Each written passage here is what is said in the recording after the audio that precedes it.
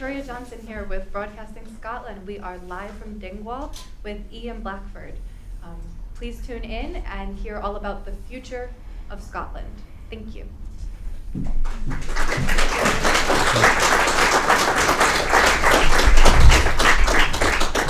Hello, thank you all for coming. It's lovely to see such a big room full of happy faces.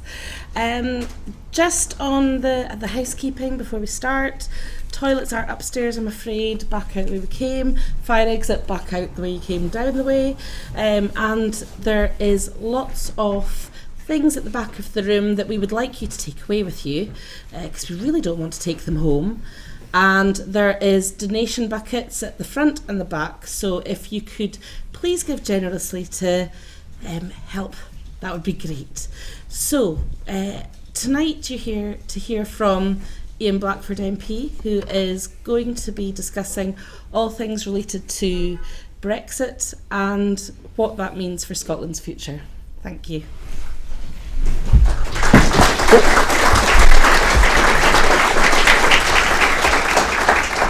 Thanks, Lindsay. Thanks for the introduction. Let me welcome Broadcasting Scotland. It's great to have you here with us to do a fantastic job in creating that platform that allows us to discuss our country's future.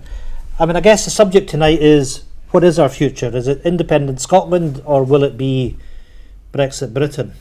And before I start, I've just news that's reached me from London. Chuck Amuna, as you will know, has been on something of a journey over the last few months, having been in the Labour Party, Change UK, or whatever you now call it, the Liberal Democrats.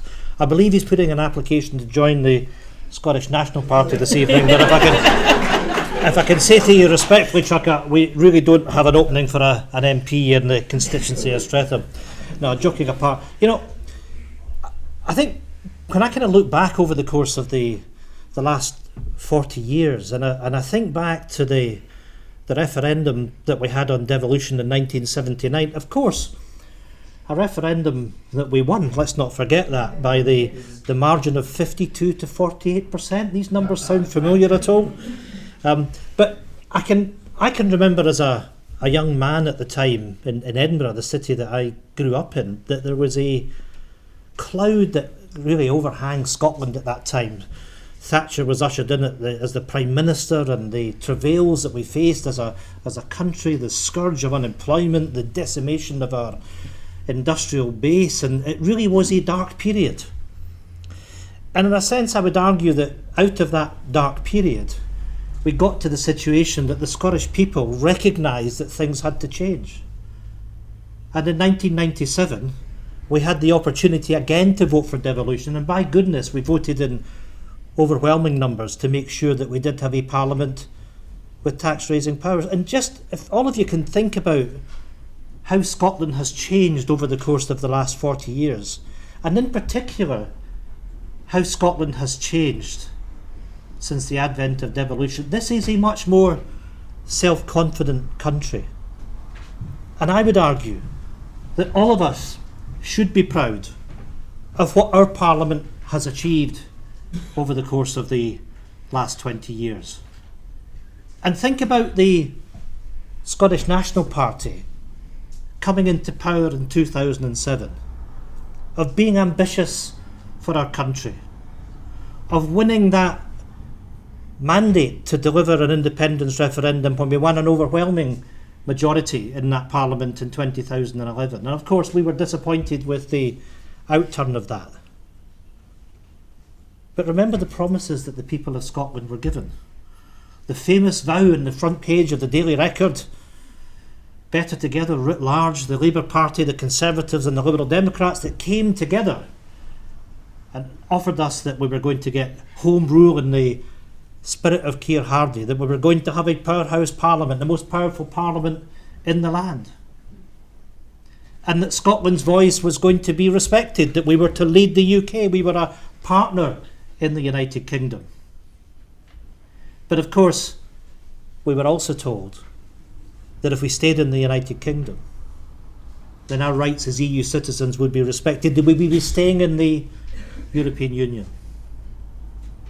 But then, of course, we had the referendum in 2016, where the people of Scotland voted overwhelmingly to stay in that European Union, 62 to 38%. And what did we find? Our voices have been disrespected. Whether you talk about Theresa May, or whether we talk about the man that I suspect is the Prime Minister-elect, Boris Johnson, they are prepared to drive the UK off the cliff edge and to drive Scotland off that cliff edge with them.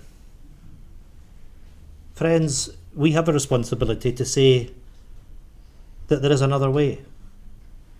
And we have to reflect on what Europe has meant to us.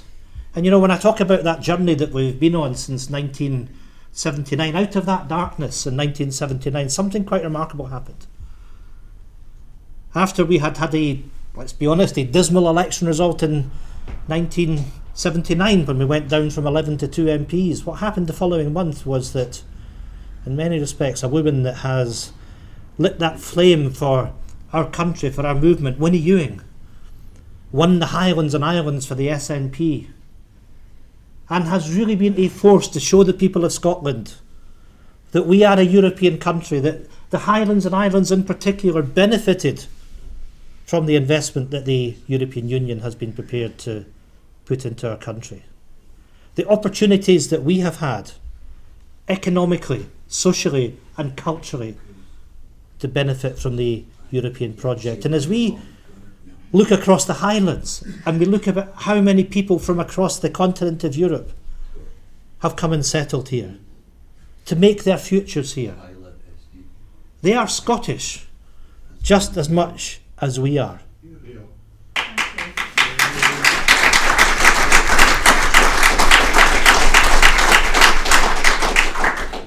And isn't it a disgrace that I have constituents from Europe that come to my surgeries, in some cases in tears, because they're frightened as if they're going to be able to stay in a country that they call home.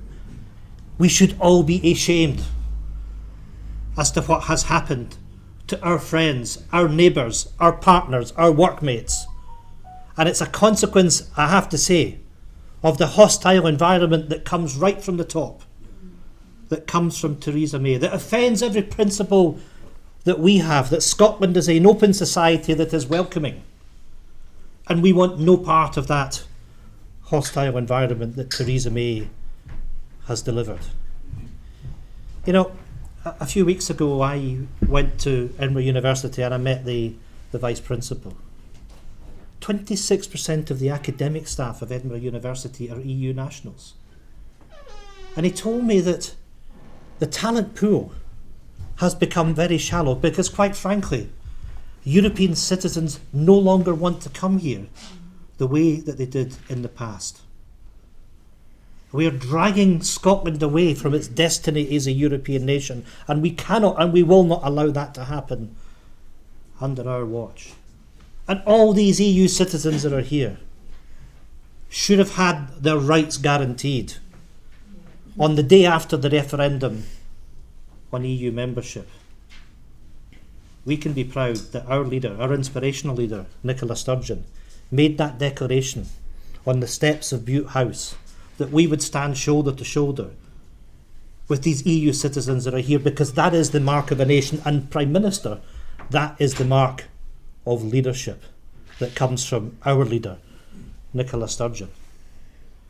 So there is that contrast with what is happening, that failure of leadership, and I can tell you that there is no functioning government in Westminster, there is no effective government.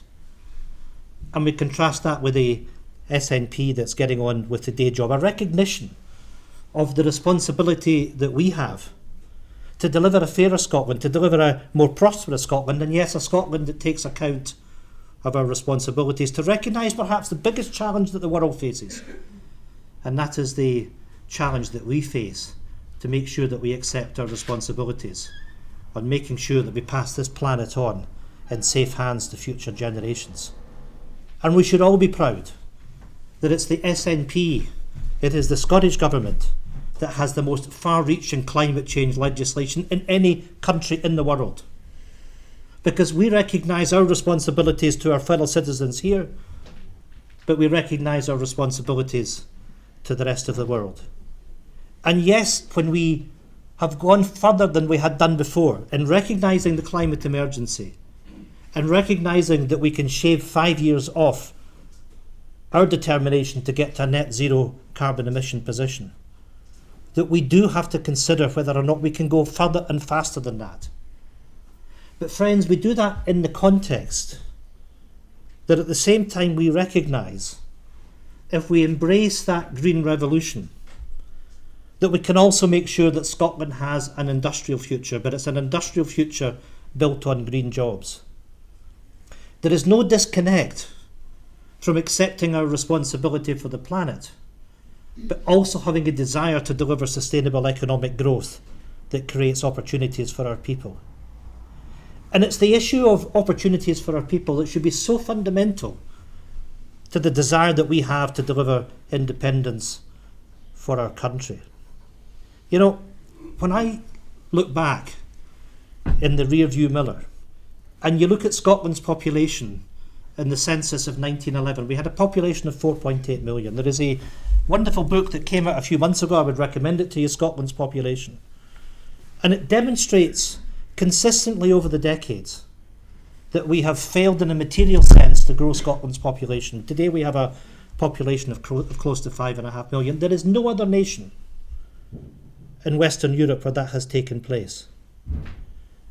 Just a couple of quick examples. If I take Norway, became independent in 1905, has grown its population from 2 to 5 million.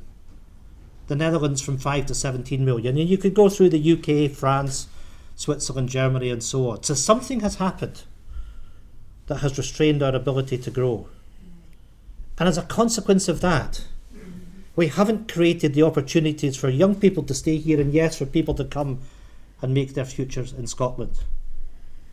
And when we have that debate in Scotland's future, and I would counsel everyone that we must have a respectful debate that listens to the opinions of everyone, but recognises that there is a shared value and visions that we have of the kind of society that we want to deliver. And at the core of that, there is that issue of delivering fairness. But that fairness will be delivered at the same time by recognising that we need to grow our economy, that we need to make Scotland a destination in Europe as it will become, that we have to increase participation in the economy. And yes, if we're to deliver fairness, then we have to deliver higher productivity growth as well. And that comes from creating that vision of Scotland as that destination that we talk about, creating a vision of a place where people want to invest. None of this is rocket science. And there was a report that came out before the 2014 referendum, which again I would commend to you. It came from an institution called Credit Suisse, and it was entitled The Success of Small Countries. Now, this looks at a number of countries around the world, in Europe and other parts of the world, and it makes a number of what are generalisations. But it presents a roadmap to the kind of society that we can build in Scotland. Because what you tend to find, and the report's interesting because it argues that there are, in general, no economies of scale for large countries. It tends to be smaller countries that have better outturns for health and education, actually tend to have slightly lower tax rates, but higher tax collection rates, because there's that cohesion of society and an understanding that if you want the best public services, then you have to pay for it. And when I look at this report, and it talks about the ingredients of that success, and in their case they quantify that as what they call the intangible infrastructure. And they argue that there are 5 ingredients of that: education, healthcare, finance, business services, and technology. All areas where Scotland excels and has that opportunity to excel going forward. And it's building that ambition for the people that live in Scotland that will be absolutely fundamental to winning a referendum and Scottish independence. But in doing that, we contrast the opportunities that we have with what is the alternative. And you know, there is a report which the UK government published, but they actually don't really want to talk about it. The long-term economic analysis of EU exit, published by Her Majesty's government last November. And whether you're talking about Boris Johnson, Jeremy Hunt, or anyone else that's failed in their leadership, but one of the things which has been remarkable about all of this is I noticed that Ruth Davidson came out today and gave her support to Michael Gove, having previously given her support to Sajid Javid. Heaven forbid, Boris, if Ruth Davidson gives you her support over the course of the coming weeks. But joking apart, because it's a serious matter, this report looked at 4 scenarios for Brexit.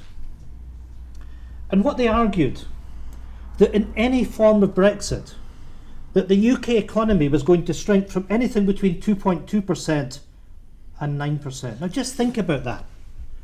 2% is the impact that we had from the financial crisis in 2008 that we haven't yet recovered from.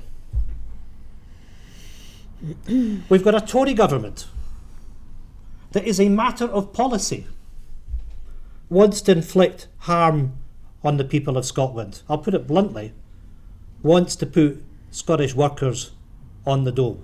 Mm-hmm. Because that's the reality. Based on what?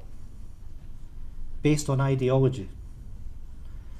And I've said to Theresa May frequently at the dispatch box that you have a responsibility to be honest with people. That there is no such thing as a good Brexit. And whether it's the First Minister or anyone else in the Scottish Government or ourselves in the SNP in Westminster, we have sought to try and build that consensus that would deliver a people's vote in the United Kingdom. Because, friends, it is right that we work with others to protect any part of the UK being harmed by Brexit. But we have to recognise that we haven't been able to create that majority across the United Kingdom. But I will say this to Theresa May and Boris Johnson and anybody else in the government in London. Thank goodness the people of Scotland are sovereign.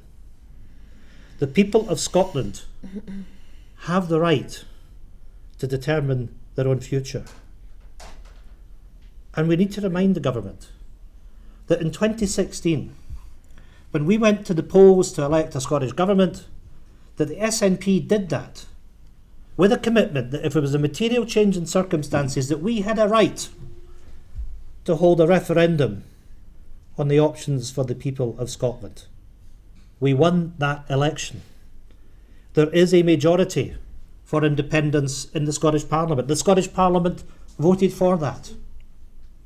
And we keep hearing from Ruth Davidson that we should say no to the SNP and say no to IndyRef. Well, we've just had the European elections, and I have here an election leaflet that came from the SNP, and it says on the back, "We'll offer people a choice of a future for Scotland as an independent European nation." Pretty clear cut. Here's Ruth Davidson's one. "Your vote for my Scottish Conservative and Unionist team will tell Nicola Sturgeon no more referendums." Well, how did that work? This month's Scots Independent, what a picture. The SNP with the best result we've had in the party's history in fighting a European election, building on from the success of Winnie Ewing way back in 1979, building our platform in Europe, getting 38% of the vote. How did Ruth do? 4th with 11.6%. Every single mainland local authority area voted for the SNP as the first party. Well, Ruth, I think you've got the message. And when... Steady. Let me just wrap up, because I know I've kind of gone on a bit, but I want to go back to something that happened in Parliament in Westminster last year. What you had with the Withdrawal Act was an attack on the powers of the Scottish Parliament. We had a power grab that came from Westminster. And what was striking is that when Westminster pushed through that power grab, they did it in a debate that lasted 15 minutes, where David Linnington, as the Minister, was the only person that was permitted to make a speech. Scotland's voice was silenced. and we were told that we were going to be respected in Westminster. And what the Conservatives never realised, because we kept telling them, this wasn't a power grab against the SNP. This wasn't a power grab against the Scottish Government. This was a power grab against the people of Scotland that voted in a referendum for devolution in 1997. Mm-hmm. And by God, they will pay a price for the disrespect that they showed to the people of Scotland. And they kept arguing that they didn't have to recognise the Sewell Convention, which meant that they couldn't do that normally without the consent of the Scottish Parliament, because they argued that times weren't normal. Just think about what that means. Because any government in London at any point can say times are not normal and can take powers from the Scottish Parliament. And when you consider the historic principle that it's not Parliament that's sovereign, it's the people of Scotland that are sovereign, a well-held principle which is enshrined in the Claim of Right. And on that basis, the SNP, in our opposition day last July, put down a motion and asked Westminster to recognise that it is the Claim of Right that enshrines that it is the people in Scotland that are sovereign. And Westminster accepted that motion. So I would simply say to Westminster, do not dare. And it's not a question whether Sajid Javid or anyone else thinks that he should allow the people of Scotland to determine their own future. Because the time is now. And when we're faced with Boris Johnson as a future Prime Minister, an individual that, quite frankly, is not fit for purpose, it is right that the people of Scotland have that choice. I'll finish with these words. John Steinbeck, when he wrote to Jackie Kennedy, said that Scotland is not a lost cause, Scotland is a cause unwon. Friends, let's win that fight for Scotland. The day where Scotland becomes an independent country is on the horizon.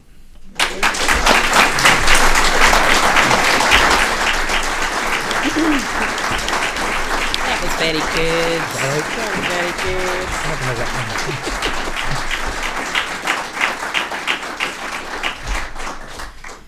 So before we go to questions from the audience, Ian has received a question by email, so I'm going to read that out on behalf of the poster.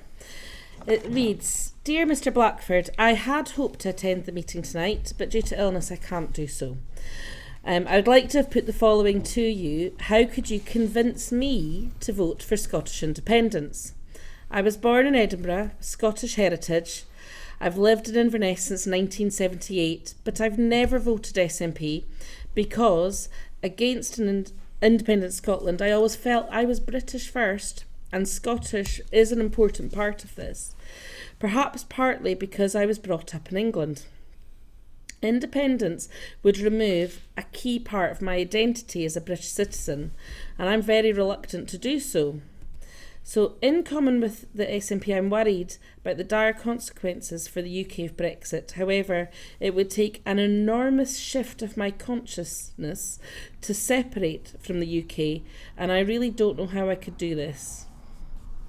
Okay, thank you. Well, I think that's actually a very good question, and we need to respect these issues of identity and the way that people do feel in certain circumstances, and many circumstances, that they have that British identity.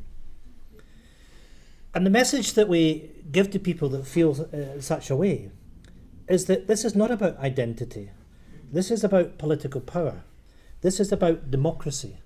And this is about making sure that we can deliver for the needs and the aspirations of the people that live in this country. And of course, that social union that exists across these islands does not change. We want to be a friendly neighbour with England and indeed other parts of the United Kingdom. It's about mutual respect. And the whole point about the desire for Scottish independence is not based on any way, shape or form on ethnicity. It's based on a recognition that those that chose to live in this country are Scots. Yes. Those that want to make a contribution to our future. It is an open society, it is a welcoming society, it is an inclusive society. It is about a recognition that our strength is pulling together. And there's a big difference from what has happened in the UK post-Brexit, because you've had this enormous division between the 52 and the 48%. Now, I make no illusion that in the next independence referendum, I want us to win, and I want us to win well. But I want us to be able to take with us those that perhaps have legitimate fears as to what an independent Scotland would look like. Because we have to bring this country together. That is the responsibility that we have. And the obligation that those of us that believe in independence have is to make sure that we listen to those that do have concerns, that we hear what they have to say, and we can convince them that with that journey that Scotland began 20 years ago with devolution, that all our best interests are now served by completing that journey to independence.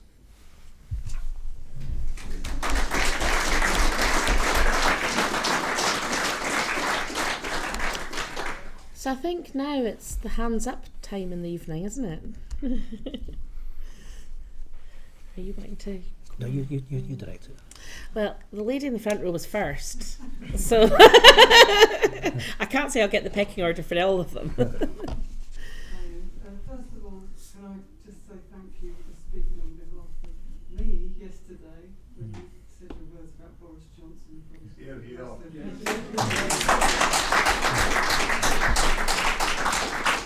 Can I ask you what you... Sorry. Oh, sorry. Can I ask you what you made of the Tory party faithfuls poll during the week where they said that they would be quite happy to see the destruction of the economy, Scotland, Ireland leaving the UK? I think the only thing that they were for was Jeremy Corbyn not getting into power. What did you make of that poll? I know it's only a small sample of people, but what were your thoughts on that? Well, thanks, Lisa. And maybe if I can just say, okay, my apologies. So the question is that how do I reflect on the poll that was published this week that showed that the Tories would rather lose Scotland, don't mind if they impact the economy because the priority for them is the delivery of Brexit. But so in answering that, but I do want to say a couple of things very briefly on Boris Johnson, because you started on that. And one of the things I wanted to do yesterday was reflect on what happened when he was editor of The Spectator, because he allowed the publication of a poem that was gratuitously offensive to Scotland and said, and I quote, that the Scottish people are a verminous race that should be placed in ghettos and exterminated. Boris has also said that Scots should be banned from being Prime Minister. But just think about that. That on the basis of your country of birth, that you have no right to be Prime Minister of the United Kingdom. And of course, he said lots of other things. That I know I could go on all night, that a pound spent in Croydon is worth more than a pound spent in Strathclyde. So we need to make sure that the people of Scotland understand the character of the man that is likely to become Prime Minister. So, Lisa, when I get on to the substance of your question, to see in essence the kind of things that Boris Johnson has been saying is reflected in that poll, Yes. where they are disrespectful of Scotland as a member of the United Kingdom, then I hope that the people of Scotland also make their own determination as to what we should be saying to the Conservatives that treat us in such a way. But I've been in Westminster for just over 4 years now, and one of the first things that happened was that we had English votes for English laws. They themselves, they called it evil. It wasn't us, they called it evil. How apt. But of course that came out of the statement that David Cameron made the day after the referendum in 2014, that now he was going to make sure that the people of England were properly looked after. Now, if you're a unionist and you believe in the union, of course it's a perfectly sensible thing for those that believe in the union to defend the union. But how on earth can you defend the union where for the first time in history you've created a second class of MPs? That's what you've done. And in doing so, you've also politicised the role of the Speaker, because the Speaker has to make a determination with each piece of legislation as to whether or not it can be construed as England or Wales only. What a ridiculous situation in the United Kingdom Parliament. Now, listen, if people want to argue for federalism, if they want to argue for an English Parliament, go ahead and do it. But do not make Scots second-class citizens in the United Kingdom Parliament, because that's exactly what Boris Johnson and the Tories have done.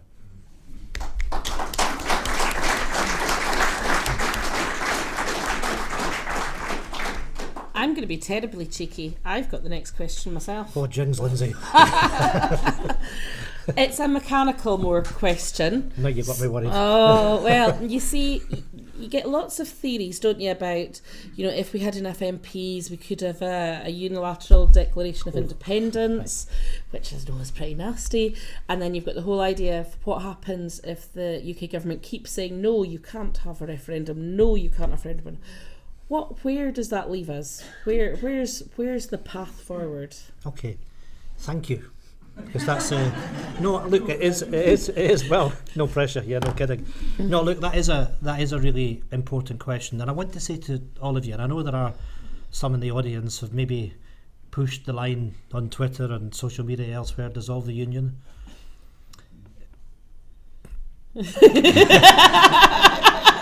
Can I?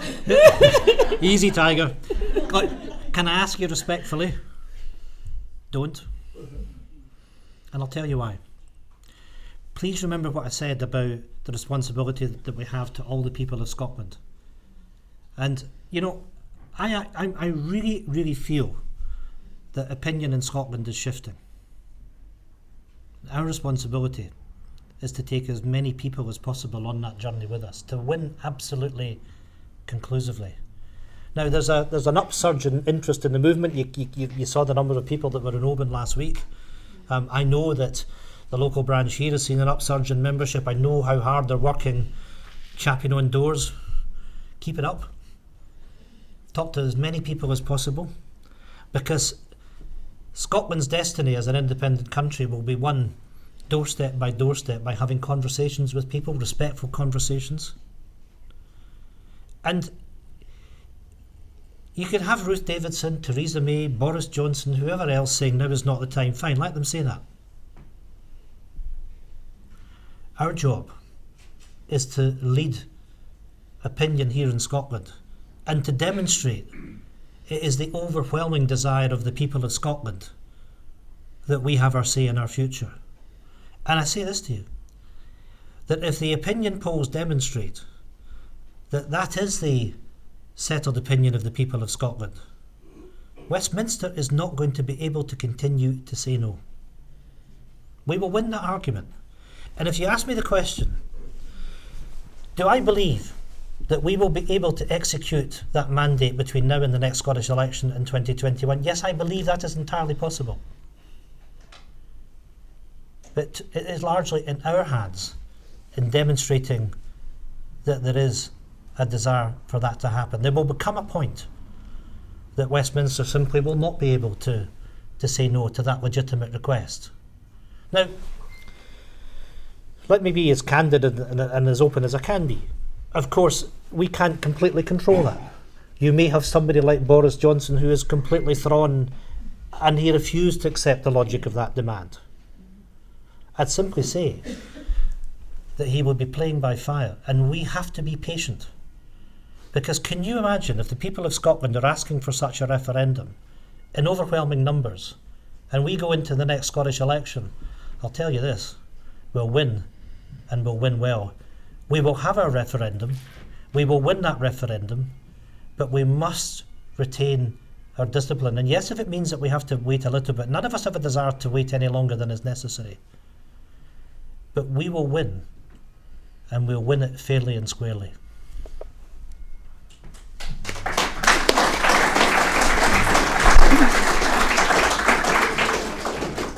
I think, is it Greg? Wait.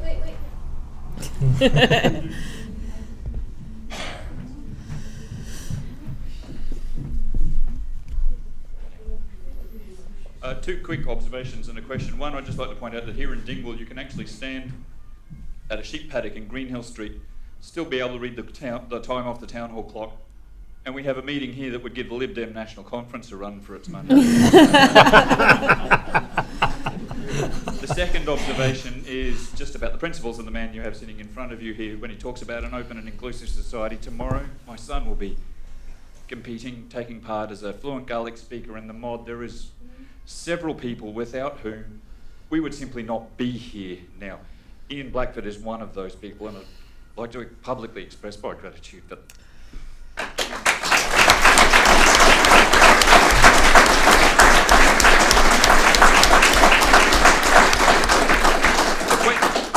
question itself is actually quite prosaic. I know in the last week or so, Labor's attempt to introduce legislation to take no deal off the table was defeated, and I'll make the point there that was essentially just a repeat of Joanna Cherry's attempted amendment, which Labor whipped their MPs to ensure the defeat of back in March or 1st of April. As far as I'm aware, there's been no business relating to Brexit apart from that since the 10th of April. We've made no progress whatsoever within the halls of the House of Commons. Can you confirm that my recollection there is accurate? Thank you. That's a yes, in case you didn't hear the nod. But we've gone nowhere since the 10th of April. Yeah. Thank you. Right. Greg, listen, let me thank you for your remarks. Look, I am so delighted, as I'm sure everyone that's here and everyone that's watching the broadcast, that you, Catherine and Lachlan, are here. And my goodness, there was some fight put up by so many people to make sure that was the case. But it's worth reflecting on what the circumstances were. Because the circumstances were that Greg and Catherine chose to come to this country to make their future here as Scottish descendants. And they came to Scotland on the basis that they had the rights to do so. That Catherine was going to benefit from a post-study work visa. And what happened was the UK retrospectively changed the rules. And there was a long battle with many ups and downs, as Greg will acknowledge. But thank goodness, with the support of the community here in Dingwall, with support right across Scotland, and actually in this case with good support from the media, that case was won. But there were many dark days where we did not believe that we could win that. And actually I can remember a letter that I received from the immigration minister explaining to me what my duty was as local MP, and was to make sure that the family left the Highlands and returned to Australia. Left the Highlands and returned to Australia. I don't need to explain the importance of the imagery of that. The sheer ignorance of a UK government minister evoking the spirit of clearance in modern day Scotland, because that's what it was. And it comes back to what I said earlier about the hostile environment fostered by Theresa May that insults so many of us, because we see Scotland as a country that should welcome people, that we benefit from the cultural diversity of those that come here. That's what makes us different in our approach to migration. And the fight that we have had to make sure that refugees from so many parts of the world can find shelter in this place. And you consider what the UK has done in the past. This is actually Refugee Week. And that we're 80 years on from the Kinder transport. And that the United Kingdom has not accepted its moral responsibilities. There is no way an independent Scotland would behave in the way that the UK government has behaved. Now, Greg, on the issue of Brexit, and let me give you a stark warning, and that is that as things stand, the default position is the United Kingdom leaves the European Union on the 31st of October. And the fact that we missed that opportunity last week to seize back control that would have allowed us to block no deal. And one of the reasons it failed was because a number of Labour MPs on a Labour whip voted with the government, and a number of Labour MPs abstained. It is little wonder that the Labour Party have paid a price in Scotland, because once again, it is the Labour Party, or elements within the Labour Party, that have formed that coalition, that Better Together coalition, that has been so detrimental to Scotland's interests.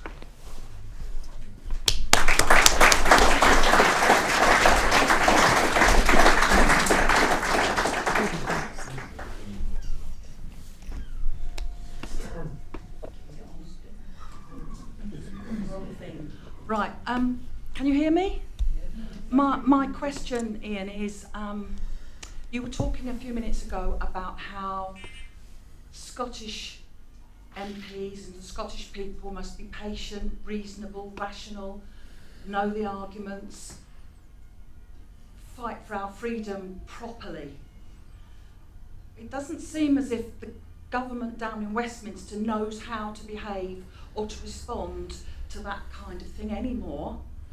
They will not be kind to us. You had to put up with an awful battering, you lot down there. I'd like to think that being reasonable is a good thing to be, honest and truthful and all the rest of it, but will it win us what we want in the end? Because they will be nasty to us when we finally do get that independence date. How do we get at them so that their message doesn't get across? Thank you. Well, look, thank you for that. And,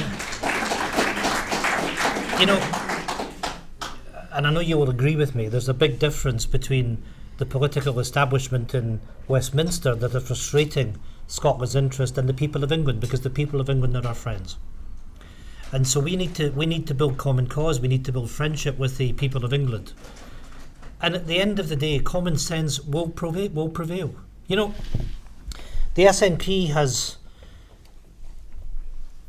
been in power now for 12 years in Scotland. And I would argue, when I look at our achievements, and I could run through them, they're pretty astonishing. When you think about the funding that we have for the health service in Scotland, 13.9 billion, 4 billion more than when we took office, the best outturn in accident and emergency in the whole of the United Kingdom, closing the attainment gap in Scottish schools, delivering new and improved social security benefits, protecting free tuition, free high quality childcare, emissions having been halved since 1990, the first country in the world to make free sanitary products available, reducing youth unemployment by 40%, 4 years earlier than the target, keeping council tax bills way down lower than what they are south of the border, abolishing prescription charges, leading the way on fair pay and recognising the real living wage, not a manufactured living wage, abolishing prescription charges. The fact that we've built 82,000 affordable houses, we've built 55,000 houses for social rent in Scotland, that's more than the rest of the UK over the same period. Now I could go on, but what we've got to do is have that conversation with the people of Scotland as to what we have done, to build that support for a recognition that the best interests of the people of Scotland are with completing that journey that I spoke about. And if we build that support, we will win. And I know I'm maybe asking a lot of everybody, and I can see that from one or two faces, but we must be patient, because we will win this. We will get that referendum. I hope that referendum is pre-2021. I believe it can be. But if Westminster does frustrate us, all that will do will solidify that support for Scottish independence in the next Scottish parliamentary election. Let's make sure that we motivate the people of Scotland to express their opinion, that they want to take that decision on Scotland's future. We will win that, but we must remain disciplined, coherent, reasonable. Nicola Sturgeon, I would argue, is the best leader in the Western world. Let's make sure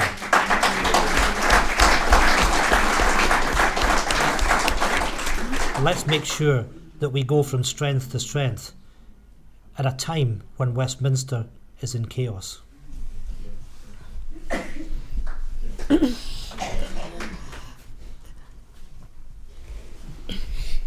Hi, my name's Robert Logan. I've just moved my family back up from London. Oh, good. My boy's from Bethnal Green, my wife's from Brixton. She's half Chinese, and she was cheering when you presented Boris Johnson's stuff at Westminster. You know, one of the biggest problems down in England particularly is people don't know.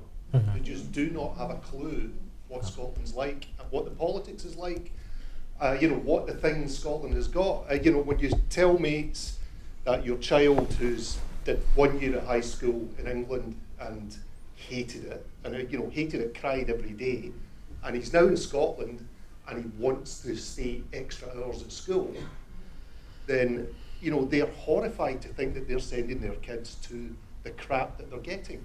But the biggest problem is the media. Yes. You know, we do not have any media. I've got, you know, I work in the city. I work in the city in London. It's really interesting when you talk to Europeans in my office, all of them cheer incidentally at what you did to Boris Johnson. And the reality is that there's guys from Barcelona who've got, you know, they've got 4 TV channels, 8 newspapers, all of them dedicated towards their independence. And, you know, it's hard to imagine, it's very, very difficult to see how we can fight against a BBC, a completely controlled English media. And, you know, I don't say, you know, we can't do it. And, you know, I do understand that door to door and, you know, person by person is going to work. In reality, what European is going to say, let's stay in the UK. In reality, what academic is going to stay in the UK. Never mind the hundreds of businesses that work across Europe. But if the newspapers are still talking the same rubbish and presenting the same lies, and you know, the media are, you know, sticking you and 3 UK parties together, all of them fighting against one person who's pro-independence, then it always becomes a hill you have to climb. And that, you know, that hill is massive when you look at the way England just knows nothing about what Scotland is like, because they don't understand. And they can't understand. Maybe the good thing is that the people I do know down there, I've convinced 8 people to move up to Scotland.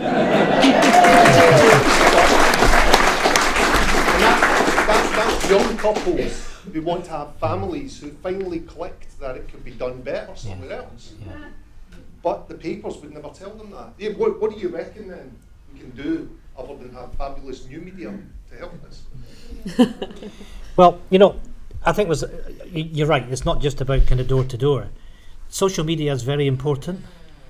What Broadcasting Scotland have done, I mean, frankly, the National has been a boon, and I would encourage everybody, for goodness sake, support the National, because in that debate that we're going to have over independence, we need that story to be told.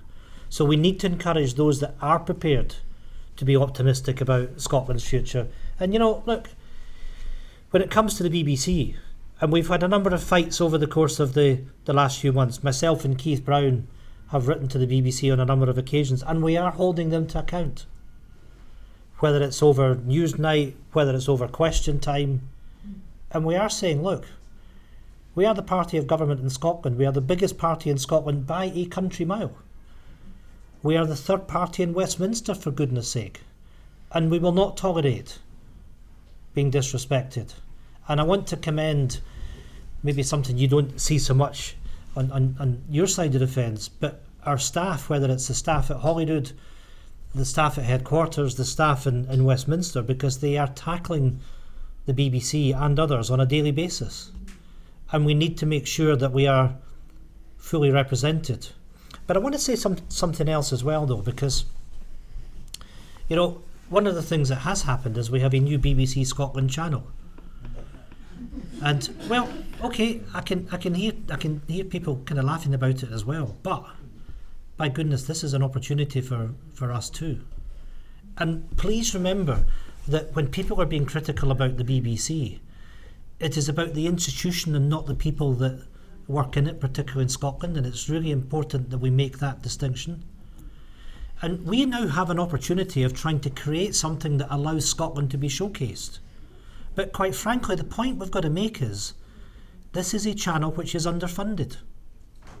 It's funded to the tune of, off the top of my head, I think it's £32 million.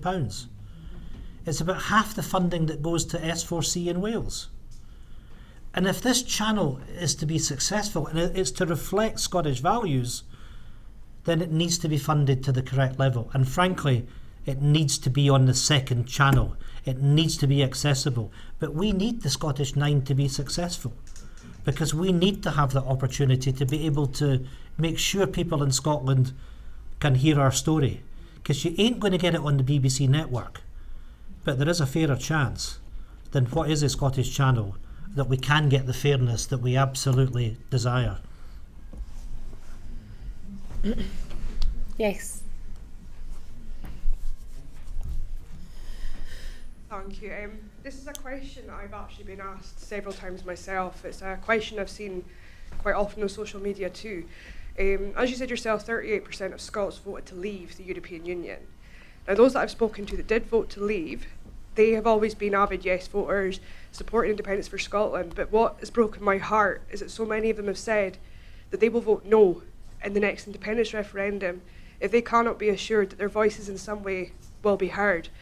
What my question is to you, so that I can respond to these people: will there be a second referendum on EU membership once, and we will, gain our independence? What can we say to assure these people that voting yes for Scotland and that being in the union with the European Union is a much better choice than being with Westminster? Yeah, so the question is, what do we do to reach an accommodation with the 38% of Scots that voted for Brexit, in particular those that have supported the SNP and have supported independence? Look, we have got to be absolutely respectful of those that voted for Brexit for whatever reason in 2016. Now, I would actually contend that support for the Remain position, and particularly amongst SNP and independence voters, has actually increased over the course of the last 3-year period because we've given so much leadership on that issue.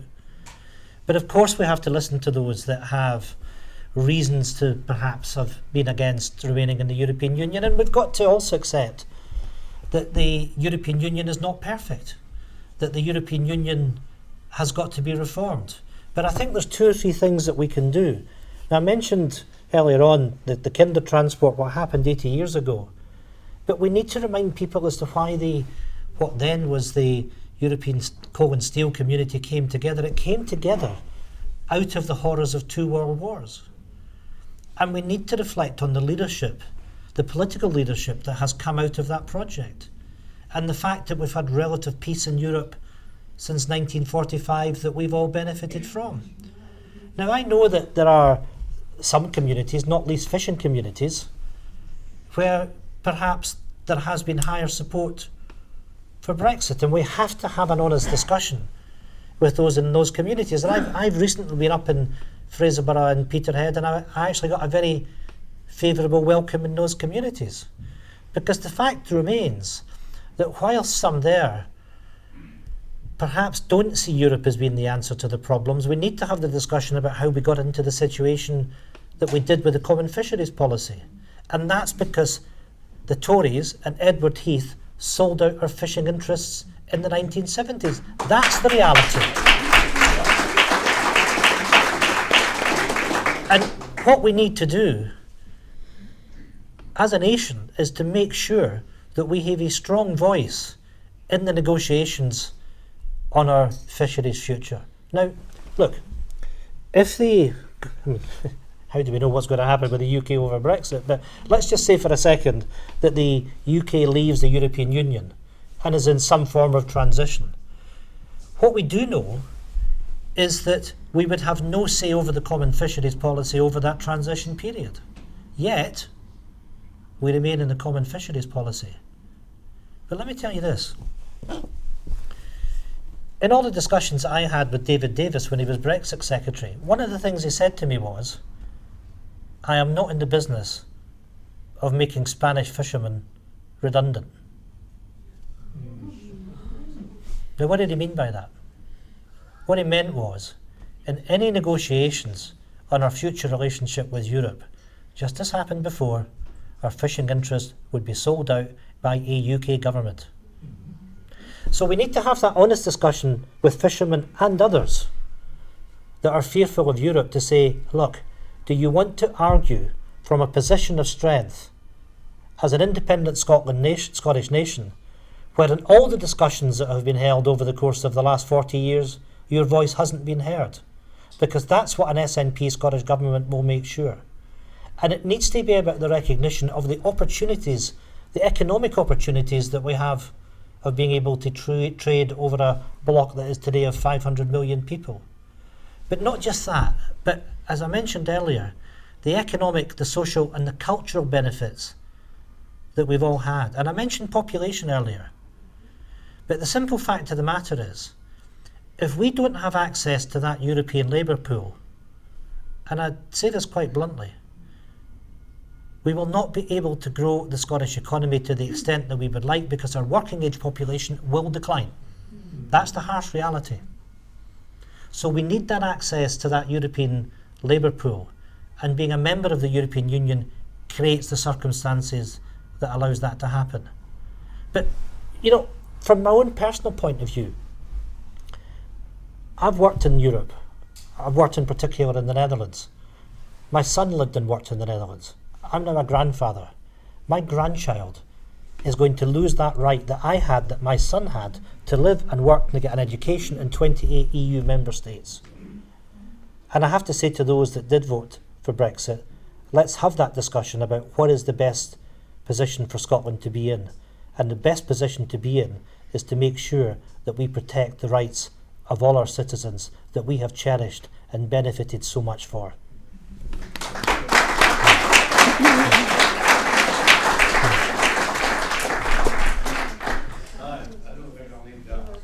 No, you will, yeah. My worry is the fact that if Boris Johnson gets in and surrounds himself with like-minded idiots, they'll do away with the Scotland Act altogether. And being as the United Kingdom doesn't have a constitution, what have we got? What can we do about that? I'm sorry, can you maybe repeat the question again? I'm not quite sure. Well, if Boris Johnson gets in and he decides to do away with the Scotland Act and get rid of devolution, what can we do? Well, you know, look, I mean, I suppose you could never rule out anything that Westminster would do. I'd simply say that if Boris Johnson or anyone else was to get rid of the Scotland Act and therefore get rid of the Scottish Parliament, the people of Scotland wouldn't accept that. It'd be as simple as that.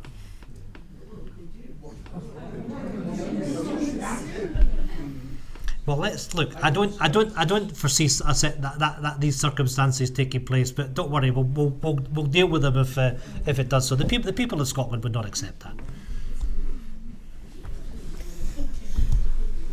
Any more? Oh, yes, at the back.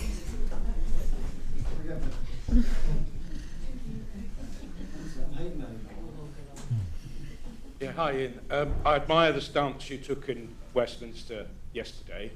So good, but I mean, can you actually substantiate what Johnson did? I know some of the stuff was published in the Spectator, but what about the rest of it? Because it sounds like he committed some kind of offence. Well, I think there's all sorts of examples of behaviour from Boris Johnson that I think is particularly reprehensible, and I spoke about some of the things that he's said about Scotland. But you'll remember the article that he wrote last year, describing or comparing Muslim women with the burqa to letterboxes, describing African people as having watermelon smiles. I mean, I can see in the room people shaking their head. But what's been done about that? Well, nothing, because you've just seen today that Tory MPs in Westminster have voted by an absolute majority to elect him as their leader.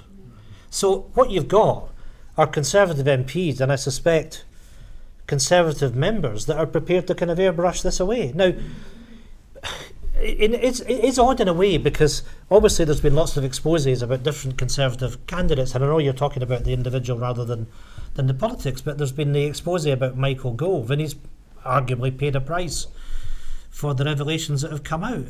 It almost seems that it doesn't matter what Boris Johnson has said or done, that it's kind of laughed off. Well, it's Boris, so it's okay.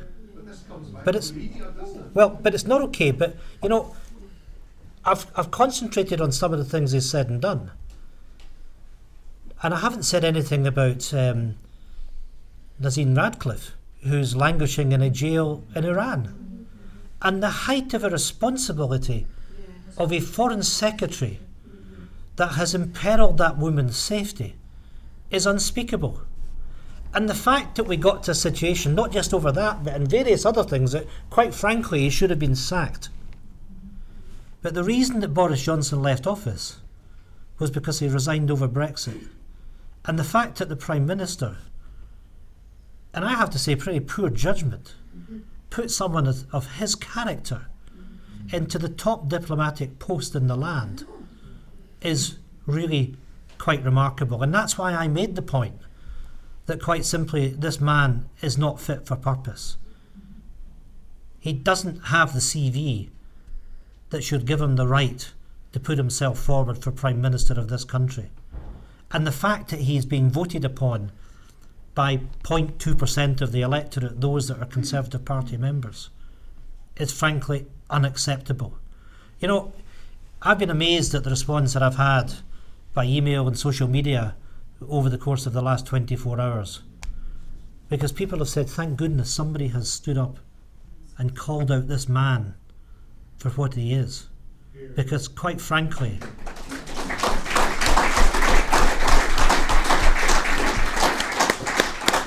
he hasn't been held to account. But I'll make you a promise. We will do it. And if he does become Prime Minister, then I look forward to tackling him on a Wednesday afternoon at Prime Minister's Questions.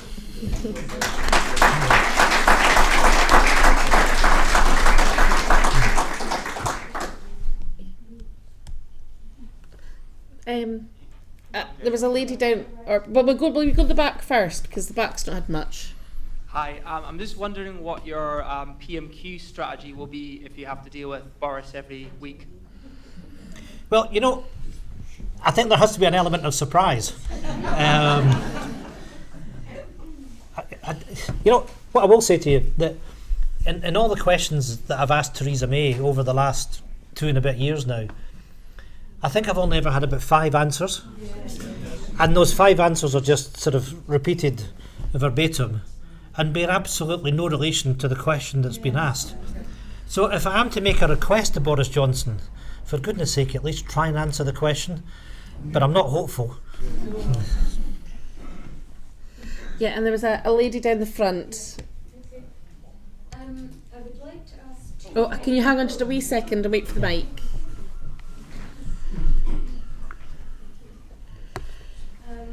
I would like to ask 2 questions relating to the end of your talk at the beginning of the presentation. One is, why do you think Westminster accepted the claim of right vote, if that's what it was? And secondly, should we be concerned that David Mundell last week received the keys to this fabulous office in London and 3,000 UK government. Did I say London? Yes. I'm brainwashed. And I was just looking at the words above here. I think they're pretty well perfect for tonight. Thank you.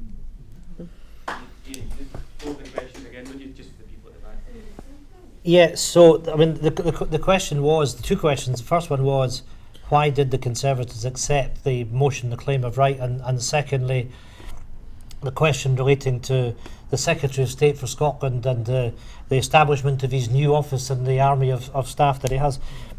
You know, I hate questions I can't answer. And I have to recall when we had that motion on the claim of right, I actually thought it would be the case that the Conservatives would oppose it. And I was absolutely gobsmacked that, yes, they accepted the claim of right, that the historic significance of that in Scotland. Why did they do that? Yeah, I know you can laugh, but I mean, goodness only knows. But I'll tell you what, it's an opportunity for us, because we will make that point. If you accepted that motion in the House of Commons, that has to mean something. and you have to accept it's the right of the people of Scotland to determine their own future. No ifs, no buts, because it's the principle on that which counts. David Mundell. I'm sure on a personal level David's a nice man. You're very kind. Well, the point is I'm not trying to be too unkind, because what's he for? And we've had the situation that he was going to defend the interests of the people of Scotland, and he'd bring forward amendments to the Withdrawal Act that we wouldn't have the power grab. Well, he failed at that. Then he was going to stand up and to make sure that the Commons fisheries policy wasn't going to continue after the 30th of March this year. Well, he failed on that. Then he was going to resign again if there was to be any kind of differentiation that would threaten the Union in Northern Ireland. Well, that came and passed as well. And then, not to worry, if Boris Johnson was to get anywhere near the doors of number 10, then he certainly wouldn't be serving in a cabinet with Boris Johnson. Well, now apparently he never said that either. You know, quite frankly, I don't think anybody can take him seriously. And the fact that he's surrounded himself with his civil servants and his new opulent pad in Edinburgh isn't going to make a blind bit of difference. Oh.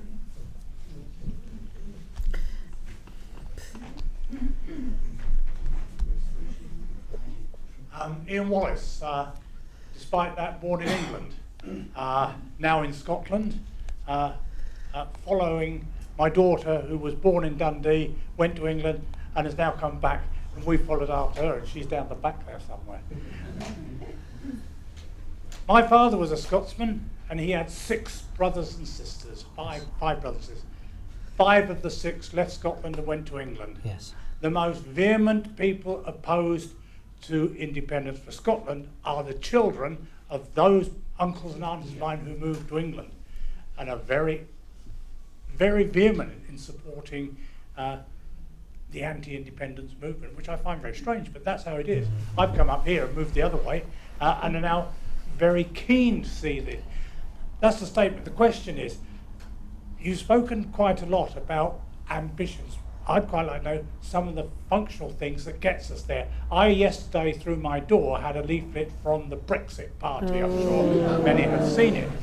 And there on the front is statements about fishing, which on the back, there's a statement about fishing. How does the SNP party give us the information for the argument against this? That we've had a referendum, we know the people in Scotland are opposed to independence. How do we get this information, and can the SNP at a central office not get stuff out? There's email and sort of all sorts of modern things that could help share information. Yeah, look, thank you for that, and the answer is we will. What the First Minister announced at conference earlier on this year is there is going to be a document which is going to go to every household, and so you're going to be asked to make sure that information does get out there, and that we can give the people the confidence that we can do the things that will make a difference for us. You know, as you've probably seen by now, I've brought a number of things along tonight, and I don't know how many have had the opportunity to read the Growth Commission. It's a weighty document, but I would if you haven't read it, I would encourage you to do so, because there's an awful lot in it about some of the steps that we can take that will make a difference for Scotland, and some of it comes back to the Credit Suisse document I was talking about earlier, and it's about achieving what other small countries do. And the document gives the example of 12 small advanced economies, which on average have a wealth level which is 14% higher than that of Scotland. Just think about what that means. That's £4,100 per person. So it's about creating the circumstances to allow that to happen. And there's a lot of things which are happening at the moment. There's the importance that we've given to export performance. There's the establishment of the investment bank that's taking place. So there's a lot of things which are going on that will help us deliver on that aspiration that we can, on a consistent basis, up Scotland's game and deliver higher economic growth. Now, I mean, you talk about fishing, and we've talked a little bit earlier about the common fisheries policy. So we've talked about what happens with white fish. But, you know, there's a lot of aspects of this which are not covered. So there's a concentration on the fishermen, but less so on the processors. Where does anybody think the fish that's processed goes to? Because it largely goes to our friends in the European Union. And you talk about the white fish industry, but in various parts of Scotland you have a thriving shellfish sector, which again is exported to the continent of Europe. And I can tell you, the inshore shellfish sector is extremely worried as to what Brexit would do. And then, of course, you've got the pelagic sector. And I can tell you today that more than half of the Scottish quota for pelagic fish is landed outside Scotland.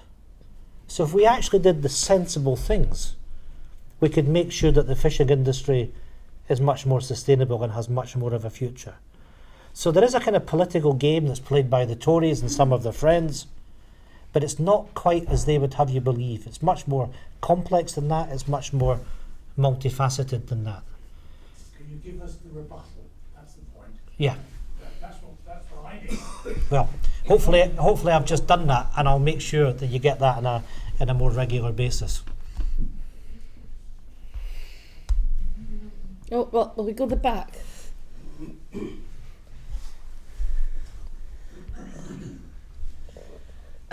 Your opinion, Ian, please, on the announcement from Hammond today that austerity would not finish unless they had Scotland's income. Okay, well, I haven't seen the statement from Hammond, but let me let you know. Let me just actually address some remarks in relation to austerity, because you know the reality over the course of the last 10 years, this kind of vision that we're all in this together. My goodness, what baloney! We bailed out the bankers on the back of the financial crisis, but we've now had the worst decade for wage growth in 200 years. And you know, when the Conservatives tell us about the national debt and how we have to pay our way, one of the things they never tell you is that they've actually lined the pockets of the bankers through the quantitative easing programme. Now, I know that people will say quantitative easing, what on earth is that? And they're seen as a degree of mystique as to what it's been about. But in effect, what has happened between 2009 and today, in effect, 435 billion of new money has been created. And that's gone into the financial system. And you know, it's rather interesting that when you look at the FTSE 100, of course it performed badly around the financial crisis. It reached its lowest level in March 2009, post the financial crisis, the month that the quantitative easing programme was launched. It's gone up by in excess of 70% since then. Is there anybody in this room whose wages have gone up by 70%? Yeah, you can laugh because it hasn't happened. So we bailed out the bankers, but then we wrote them another cheque. And that other cheque was an increase in the stock market, an increase in the house prices, an increase in financial assets. Austerity has created inequality.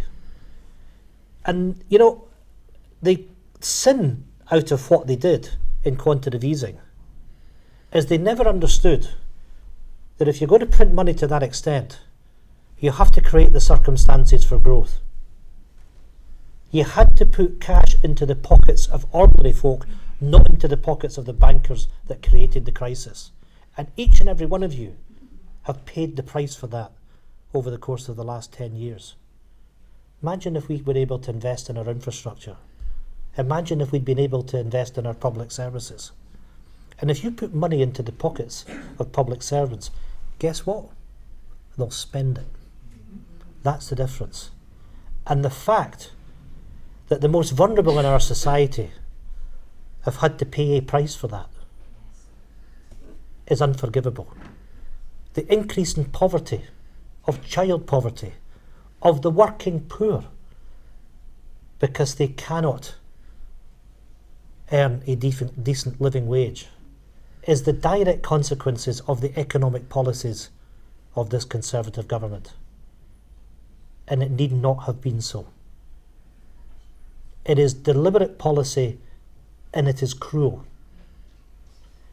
And my goodness, if you look at the way that they've treated women, and you look at the way that they have treated women born in the 1950s in particular, that have had a dramatic increase in pensionable age.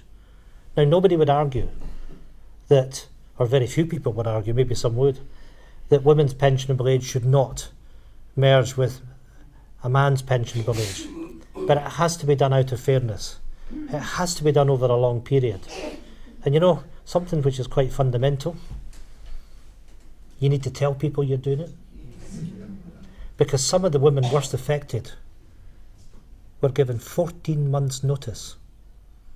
14 months' notice that they wouldn't be retiring at 60 as expected, but would be retiring at 66. That's fairness from this Tory government. And by the way, for those in the Highlands that are fighting the Liberal Democrats, there were two bills that accelerated that increase in women's pensionable age, 1995 and 2011. It was the Tory Liberal Democrat coalition that did the damage. The Pensions Minister, Steve Webb, he was a Liberal. That's when I joined the party. Yay! Any more questions? Oh, We've got one, yeah. Oh. I don't know if you can answer this question at all, but I was wondering if there's a plan. If there's a no-deal scenario, does the Withdrawal Act come into immediate effect? And how does that affect Scotland government? And I suppose, how does it affect EU nationals living in Scotland? Yeah.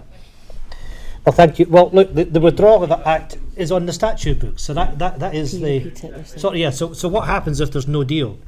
Well, in essence, the Withdrawal Act allows for no deal because it's in effect that's what means that we're leaving.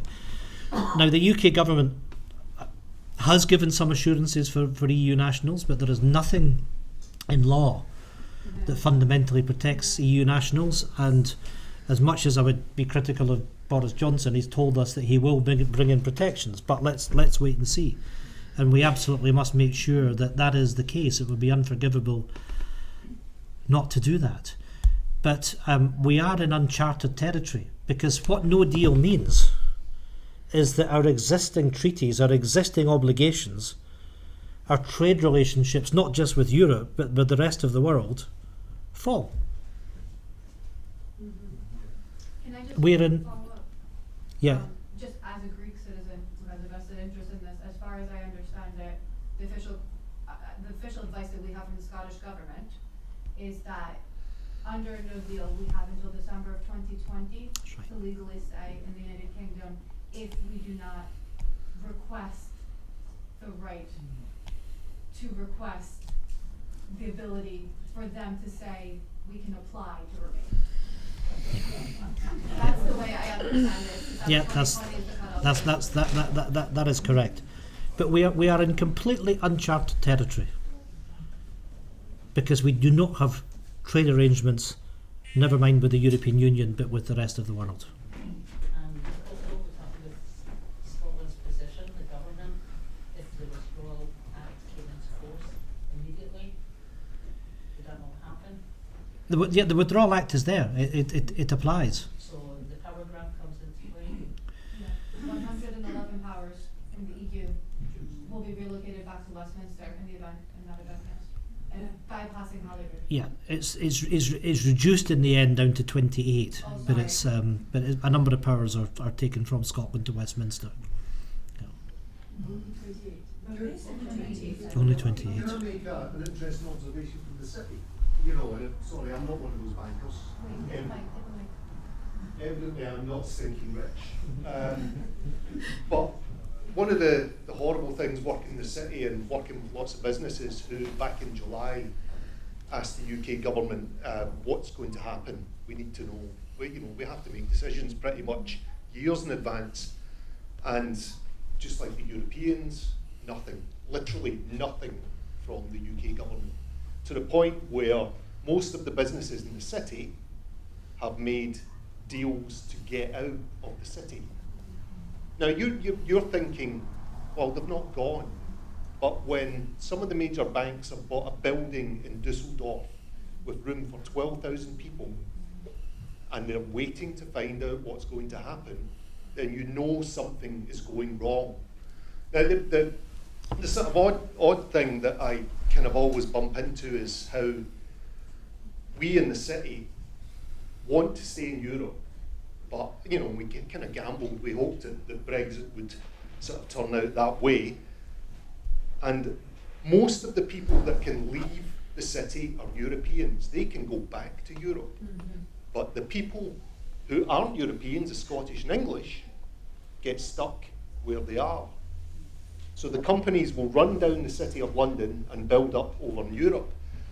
One of the most interesting things you hear, though, is that they're looking to Scotland to leave the UK and join Europe, because all of those English people can move to Scotland. The schooling system isn't that different. The language is amazingly similar. And it's not that hard to go and visit your relatives when they're a train ride away. So in the city of London, there's lots of small companies. I work for a small insurance startup who effectively are looking north and hoping that the situation changes, at least for one part of the UK. And of course, the thing you remember, if Scotland leaves, then there will be no UK anymore. Mm-hmm. But there will be a bit of that island called Britain that will be in Europe, and loads of businesses will be looking north at us. And that's the one saving grace of Scottish independence is the growth rate in Scotland will explode. You can't imagine the level of interest coming from the City of London.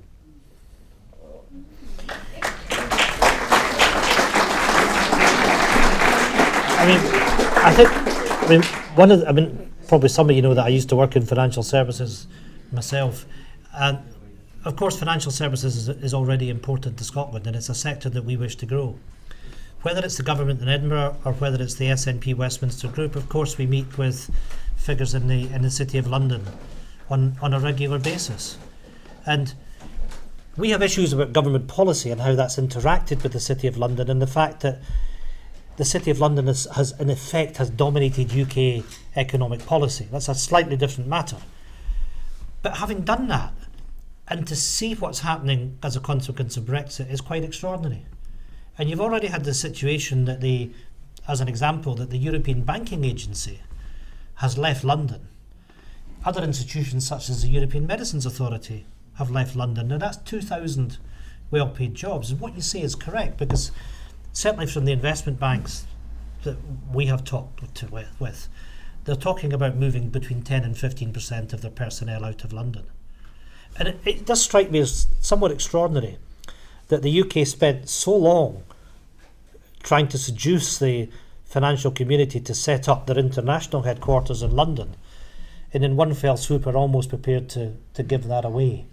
It is absolutely mad, and for by anything else, does have an impact on the UK economy's finances. But it's not just what's happened with the City of London. It's when you think about the manufacturing sector and you think about the integrated supply chains that exist across the continent of Europe, not least in the auto industry, which has gone through nothing short of an absolute implosion over the course of the last few months. And you have to think that whether it's the whole issue of diesel cars, which has been so detrimental, for example, to Jaguar Land Rover, that this has been a self-imposed disaster. And it really, on the basis of the Conservative Party, and I can put it no better than this, been led by political pygmies.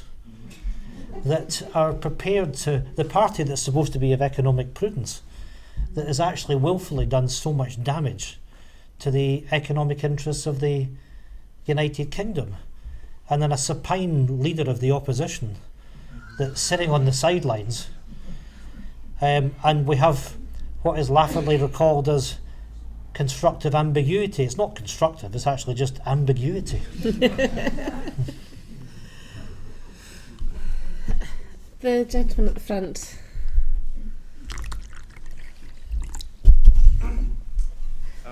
Donald Gillis. You and I met one time, Ian.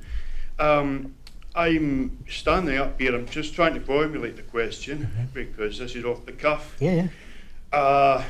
One of the things I've noticed so far tonight is nobody has raised the underpinning of most of the Highlands, and that is the agricultural industry. Yes. Now, we have talked about the immigrants who come here, who come from Europe, and who are often the slaughtermen, they're often the butchers, they're the people that work. We are running out of processing places to maintain our own foundation, the financial foundation of the Highlands. Yes. And I never hear anybody stand up and defend the farmers. It seems to be that almost everybody is actually against the farmers. We don't hear any farming voices actually standing up and saying, what about us? We supported independence, we've supported the SNP.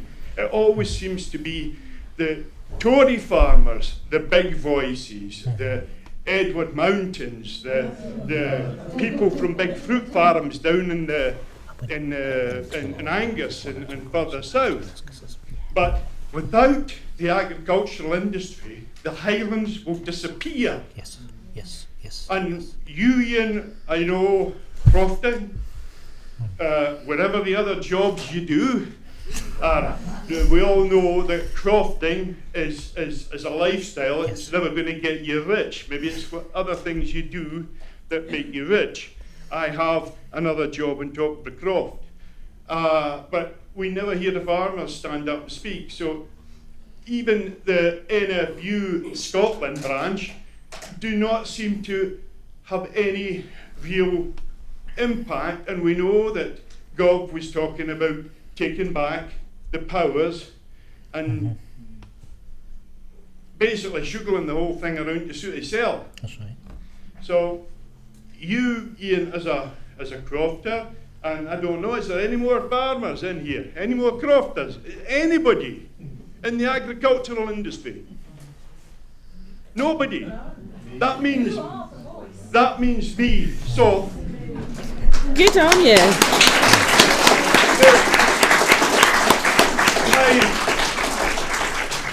Back in the day when we started the independence referendum, I was inspired to write a blog, or I wrote to an article on a Facebook page called Farming for Yes. And it was inspired by an ex-soldier who stood up at some question time in Inverness, who started bumping on about the empire. Well, I can tell you where a lot of the empire went.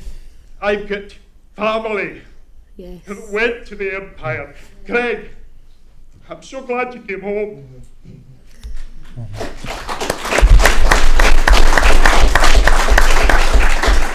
I had family that came back here who got chucked out of Rhodesia because Rhodesia was going to go down. It was bad, and they came back here and they couldn't get a job. That was a qualified nurse and a qualified. It was in the timber industry. Couldn't get jobs. Wound up going to Australia. Pitched up in Tasmania. I've got family in Canada. I've got family in Australia, Tasmania. They're all over the place. Now, sorry, I'm digressing a wee bit here. We've been trying to stop folk leaving the Highlands. But if you lose the agricultural industry, the thing that makes the whole place turn over is all the wee guys that are taking a wee bit of grants, getting wee subsidies, they feed it back into the system. We buy feed from our neighbours who are running diversifications in their own farms. They run their own crops, but they also have a feed store. Everything is cycling in a circle. Yes. If we all, and you know, it's not that long since we've just lost another row.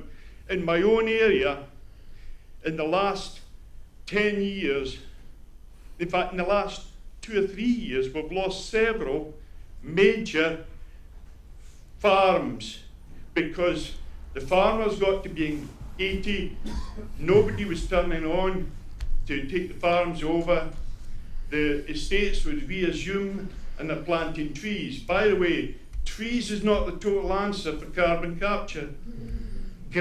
Managed grazing, livestock grazing, everything keeps on cycling around in a circle, and that underpins the whole of the economy in the Highlands, because if there's no agriculture, everything else will disappear. So I still haven't figured out what my question is. But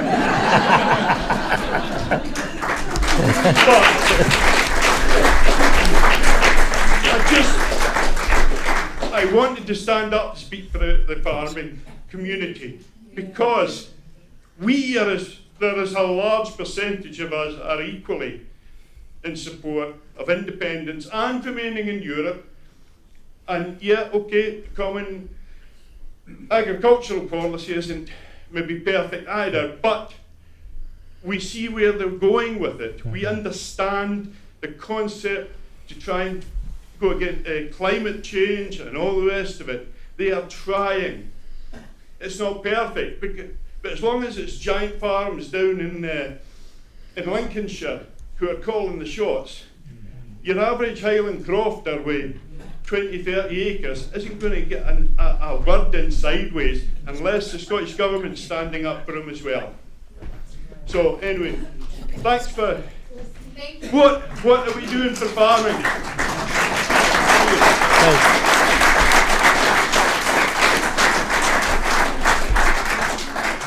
Donald, can I thank you from the bottom of my heart for the passion and eloquence that you've just spoken for the importance of...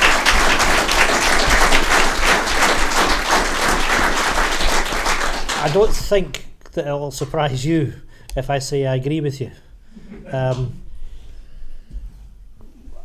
We own a croft, we work a croft in the Isle of Skye, and it grieves me to see the crofts that have gone by the wayside, whether it's in Skye, whether it's elsewhere in the Highlands, because it's not just part of our history, it's part of our future as well. And just as you have expressed, whether it's a farm, whether it's a croft, it's making sure that people can sustain a lifestyle in the Highlands. And crofting, farming, sits as an integral part of what we need to be doing to repopulate the Highlands over the generations to come. Now, you know, one of the things I will say to you, because yes, we've got to make sure that there is a fair deal. And when you express what's the question should be, I mean, I've formed a group in Skye to inform me on crofting. And I said to them, look, on the basis that things are changing, we need to understand, what are we asking of the Scottish Government? What do we need to do to make sure our industry is sustainable for the longer term? Because it's obvious that things have to change. I can tell you in the last 20 years, the number of sheep in Skye have halved. That's a disaster. So we need to make sure that people are supported to be crofters and to be farmers. But let me say this to you though, that the European Union is more of a friend to us than Michael Gove is, for example. And we need to say to people in the Highlands that we've been shortchanged, that Westminster have put their hands in our pockets, because the European Union in 2013 recognised the poor level of funding for hill farmers and crofters and agreed to put in place convergence uplift funding. You'll know all about this, Donald. In sterling terms, 190 million. And it was supposed to predominantly come to Scotland. 86.5% of that funding was to come to Scotland. We've no got it. It's been stolen. that's been stolen by Westminster. We got 16.5%. We got our geographical share. And it's an absolute outrage that Michael Gove, a Scotsman, has not defended the interests of our farmers and crofters the way that Europe intended was to happen. And the reason that the money ended up in Westminster is because that is what happens. Those are the rules in place. The funds are sent to the member state, in this case the UK. And they've refused to hand over money that predominantly should be in the Highlands. And that is an absolute disgrace.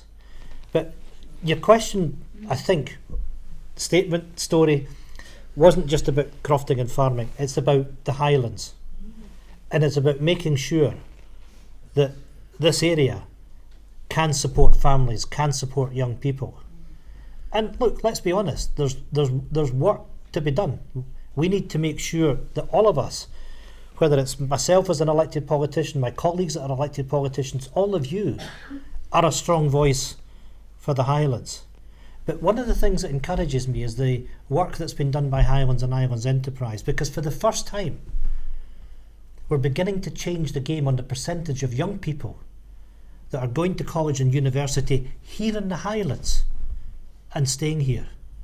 And I look at what's happened in this constituency, I look at what's happened with Liberty and Fort William, where, okay, it's not a straight line, but the smelter has been saved by a combination of Liberty and support from the Scottish Government. I look at what Ali Ferguson's trying to do with Kishorn. I look at what I used to call Marine Harvest are doing in the Isle of Skye, because there has to be an industrial future in the Highlands as well. But I'm more optimistic than I might have been in the past. But we need investment in the Highlands. We need investment in infrastructure.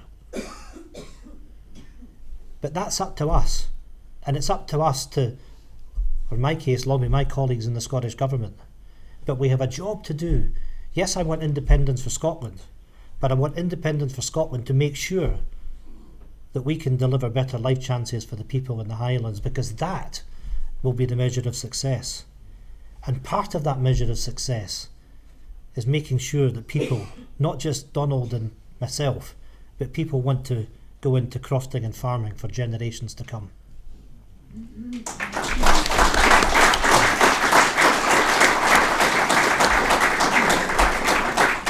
Last question? One more, yeah. Last question, and it'd be quite nice if it was somebody who hasn't spoken. Over that, the lady there. Just to follow up on this gentleman's inquiry about the farming and the crofting. I've had some experience in helping farmers diversify, food processors, etc. So quite a considerable amount of money, and I don't think everybody appreciates just how much money comes from European funds into the Highlands. It's just, how are we going to replace that? I mean, if they just come down and pull the curtains across and the money just stops, it's going to have a fairly significant effect on how we're going to carry on. Because, I mean, you can hardly go anywhere. I mean, I can drive around and I can think, oh, I was involved in that project, you know, lots of things have gone on and lots more since I retired from it. But if we don't have those funds, it's going to be very, very difficult to support some of those businesses and to keep them sustainable. So where's the money going to come from? Well, you know, you're absolutely right, and we need to. Yeah. So, well, the question is, how will we replace the European funding that we've benefited from over the course of the last few decades? And again, let me commend Winnie Ewing, who's been a powerful voice in making sure that there was support for investment in the Highlands. And my goodness, you're absolutely right as you go round the place. And all the expressions of funding that has come from Europe that has made a difference in the Highlands, it really is pretty dramatic. Let me say to you, unfortunately, there is a very real threat, because we don't know at the moment how that funding is going to be replaced. And just last week, there was a letter sent by Ruth Davidson and the Conservative MPs asking the Tory government to invest directly in Scotland. Now, this comes back to the issue we were talking about the power grab. We have a parliament in Scotland that is elected by all of the people of Scotland to deliver on our priorities. And here we have a Westminster government that is doing nothing other than undermining that process and seeking to invest over the heads of the Scottish government in Scotland, but without the people of Scotland electing people that can determine those priorities directly. Let's send a very clear message to Ruth and to the others. That is not acceptable. If there's funding to come to Scotland, then that should come to the Scottish Parliament, and the Scottish Parliament, in setting a budget, should determine those priorities. We cannot have a Chancellor playing games, playing politics, playing parts of Scotland off against each other, because that's what the Tories are doing in a modern version of pork barrel politics, and we will have nothing to do with it.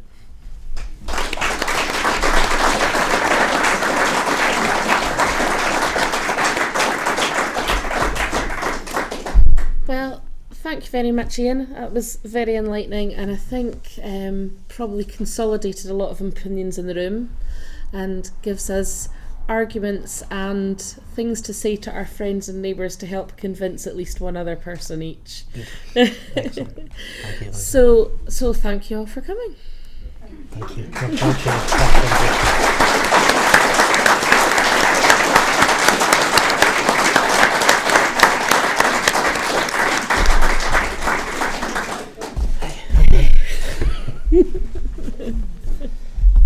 And don't forget, there's donation buckets at the front and the back, and there's leaflets and stuff to take away because Anne doesn't want to put it back in the van. And also, Broadcast in Scotland does not have nearly enough subscribers, so if you were happy that we were present here today, please subscribe and tell everyone.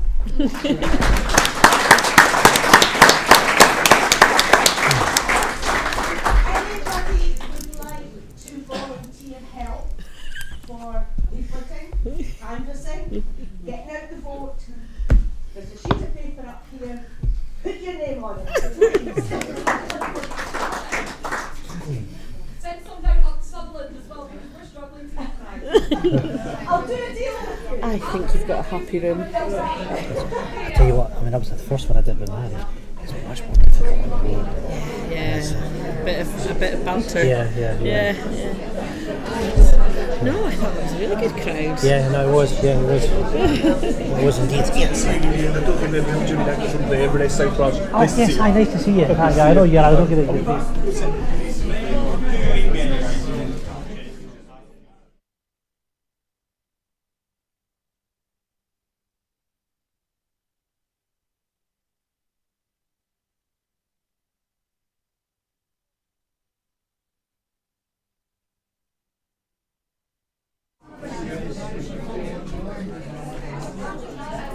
As I thought I was. So quite a few of the questions I was planning on asking have already been asked. So I'm going to scan through here and see if there is like an original actual question in here.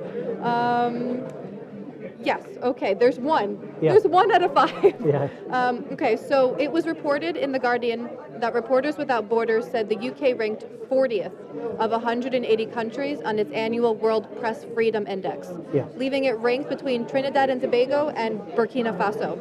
There have also been accusations of corruption and bias in the media. How does this affect your ability to get the truth out, and how will independent Scotland improve on the situation? Well, you know, I haven't seen that report, but when you see that calculation that the Guardian's reported, that's pretty shocking, and that really should be a wake-up call to everybody. Look, I want to commend yourselves, others that have tried to create a platform that Scotland's story is told, and all of us have got a responsibility to make sure that is the case. Of course, we need pluralism in media, we need to make sure that media is free, but there are responsibilities that come with those that own media assets as well to behave in a responsible manner. And I suppose you only have to look at the US and what happens there with broadcast media to be very afraid when you don't have responsibilities running alongside press freedoms. If I can just follow up on this, a lot of people actually bring this up, and I love to point out that while in America there may be Fox News, there's also CNN Thank and goodness. MSNBC. Yeah. Unfortunately, there doesn't seem to be another side offered in British media, specifically in Scotland. There doesn't seem to be the capability for balance. So while there's some definitely criticism to be made about the American system, can you see in some ways how at least they have two sides to the story being told? Yes, I can do, and I think CNBC, obviously CNN do a fantastic job. Fox, to some extent, does dominate the space, so there is that issue as well. Look, it's about creating platforms so you can have the breadth of information, the breadth of product.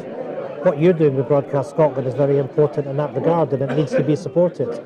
We need to make sure that we've got programme makers that can cover in depth all the issues that need to be covered, and yes, to have that critical exposure on the SNP and the independence movement. But clearly there is more to be done. But I would appeal to people to support yourself, to support the National, so you've got the resources that you can shine a light effectively on what is happening in Scotland. Brilliant. Okay, I'm going to let you say goodbye to all your supporters because there have been, I'm sure, really anxious to speak to you, and thank you for your time. It has been incredibly interesting for myself, for the viewers.